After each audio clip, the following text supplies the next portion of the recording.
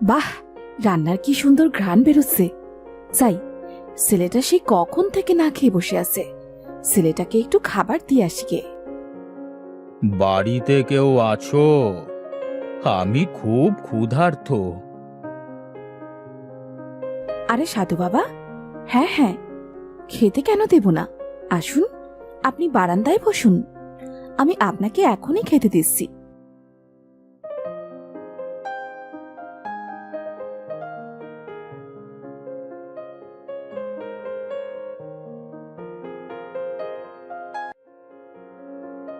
বাহ, তোর হাতের রান্না তো অসাধারণ।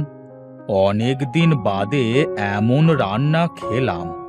আমি তোর উপর খুব খুশি হয়েছি রে মা। বল, তোর কি চাই?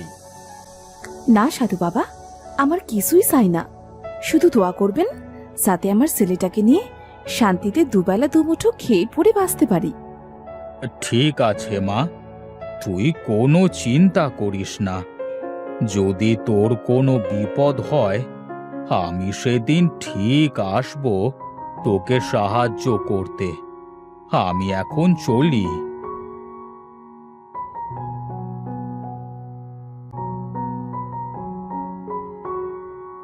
বাহ, কি সুন্দর ঘ্রাণ। খাদিজা যে কি করে এত সুন্দর রান্না করে কে জানে। আমি যদি এত সুন্দর রান্না করতে পারতাম তবে যে কি ভালো হতো। আমিও তো চেষ্টা করার পরেও তো কিছুতেই রান্না ভালো করতে পারি না।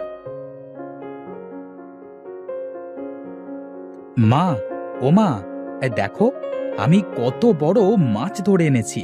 এই মাছটা সুন্দর করে রান্না করো দেখি, অনেক ক্ষুধা পেয়েছে।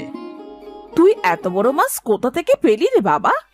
নদী থেকে ধরেছি মা। ঠিক আছে বাবা, তুই বস, আমি চট করে মাছ রান্না করে নিয়ে আসি।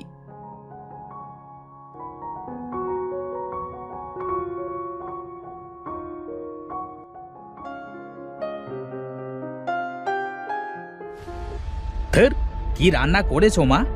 এত কষ্ট করে নদী থেকে মাছ ধরে আনলাম, আর তুমি যেভাবে রান্না করেছো এতে তো মুখে তোলা যাচ্ছে না। ড্যাডি, আমার খিদেই মারা গেল। বাবা, কোথায় যাচ্ছিস রে? দুমুঠো খেয়ে যা, না খেয়ে যাস নে রে বাবা। চত্ব সবের। না না, এই অমন রান্না আমি খেতে পারবো না। মা, তুমি খাও, আমি চললাম। ওমর, ওমর, খেলতে যাবি না? আরে তানভীর বাবা যে, তা তুমি এখানে কি মনে করে বাবা? কিছু না কাকি, ওমরকে ডাকতে এসেছিলাম, খেলতে যাব। তুমি খেয়েছো? না গো কাকি, নদী থেকে একটা বিশাল বড় মাছ ধরে এনেছিলাম।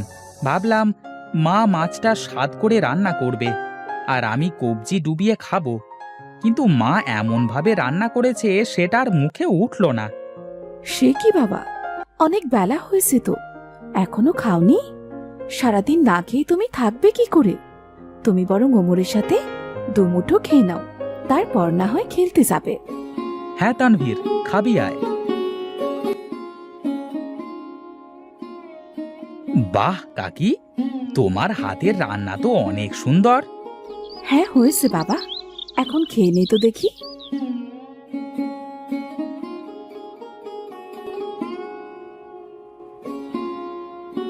আর মাত্র একদিন বাকি, এর মধ্যে ভালো রাঁধুনি খুঁজে না পেলে আমার গর্দান যাবে।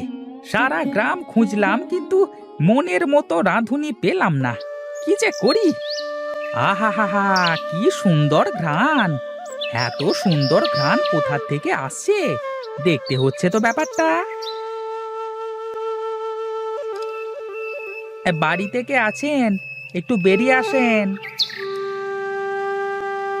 কি আপনি? কি চাই? আমি হলাম এই মোড়ল মশাইয়ের নায়েব। আমি অনেক বিপদে পড়ে তোমার কাছে এসেছি। আমার মনে হয় তুমি আমাকে এই বিপদ থেকে রক্ষা করতে পারবে। কি বিপদ? আমাকে বলুন, দেখি আপনাকে কোনো সাহায্য করতে পারি কিনা। মোড়ল মশাইয়ের কঠিন অসুখ হয়েছে, কোনো কিছুতেই তার মুখে স্বাদ আসছে না। নিন নিন, শুরু করেন মোড়ল মশাই। খেয়ে বলুন তো, নতুন রাঁধুনির রান্নার স্বাদ কেমন?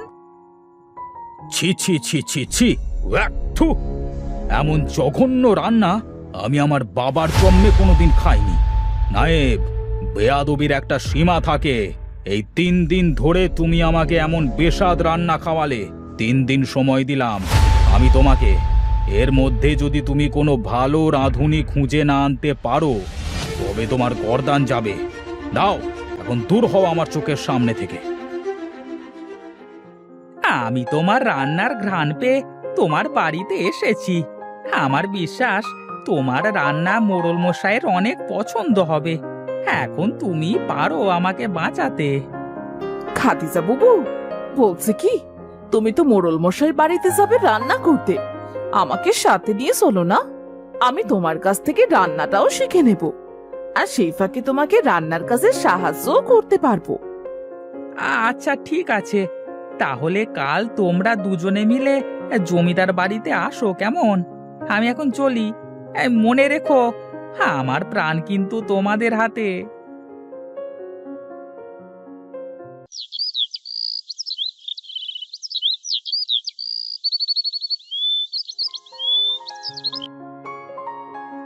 তোমরা এসেছো?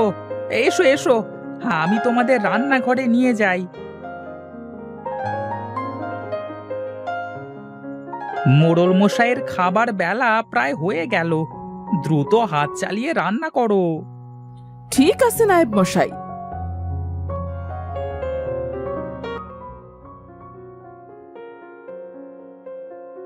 বাহ, কি অসাধারণ স্বাদ! এমন স্বাদের রান্না এই প্রথম খাচ্ছি। নায়েব, এত স্বাদের রান্না কে করেছে শুনি? আগে মোড়ল মশাই নতুন রাঁধুনি করেছে রান্না। যাও যাও, এই রাঁধুনিকে পুরস্কৃত করো, আর আজ থেকে এই রাঁধুনিকে মোটা টাকা বেতন দিয়ে আমার বাড়িতে রেখে দাও।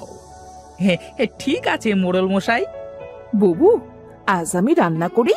তোমাকে দেখে দেখে আমি তো রান্না শিখেই গেছি। আমাকে একদিন রান্না করতে দাও। আচ্ছা বেশ বুবু, আজ তুমিই রান্না করো।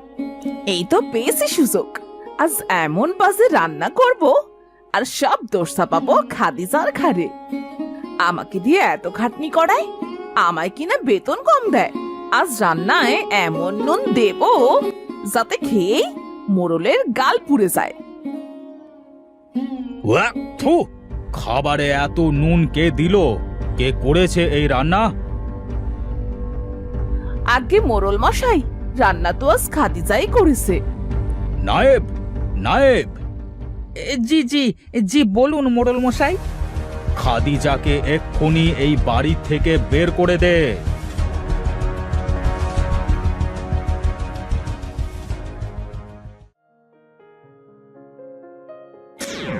কি রে মা, তুই এখানে বসে এভাবে কাঁদছিস কেন? কি হয়েছে তোর?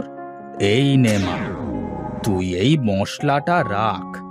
তোর রান্না করা হয়ে গেলে রান্নায় মশলাটা 1 চামচ করে ব্যবহার করবি। দেখবি তোর রান্না কখনোই খারাপ হবে না। আপনাকে অনেক অনেক ধন্যবাদ সাধু বাবা।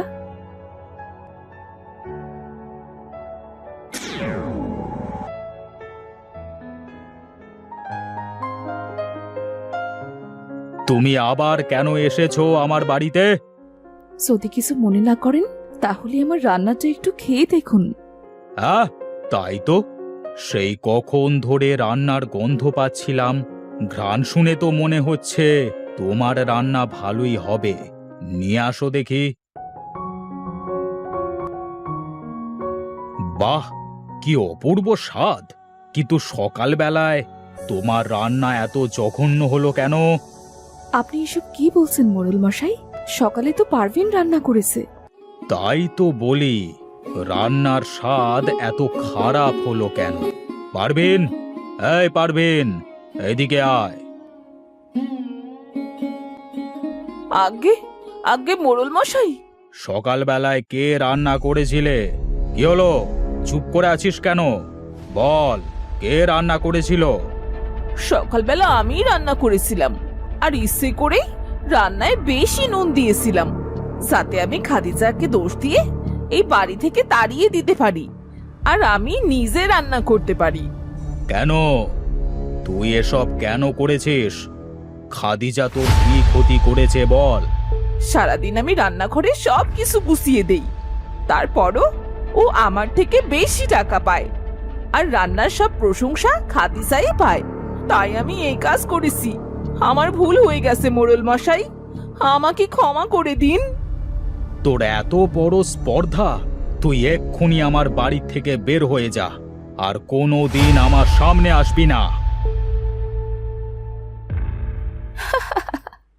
এই জন্যই বলে অতি লোভে তাঁতি নষ্ট।